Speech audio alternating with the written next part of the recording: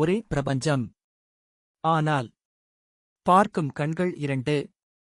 இது humble space telescope. இது நாம் பார்க்கும் ஒளியில் நட்சத்திரங்களையும் காலக்சிகளையும் காண்பிக்கிறது. ஆனால் தூசி மேகங்களுக்கு அப்பால். அதனால் பார்க்க முடியாது. அப்போது வந்தது ஜேம்ஸ் வெப் ஸ்பேஸ் டெலிஸ்கோப். இது இன்ஃப்ராரெட் பார்வை.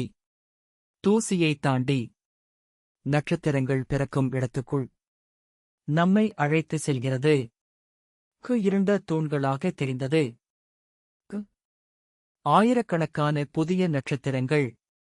ஒன்று நமக்கு தெரிந்த பிரபஞ்சம். மற்றொன்று பிறந்து கொண்டிருக்கும் பிரபஞ்சம்.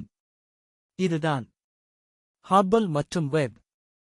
பிரபஞ்சத்தை பார்க்கும் மனிதகுலத்தின் இரண்டு கண்கள்.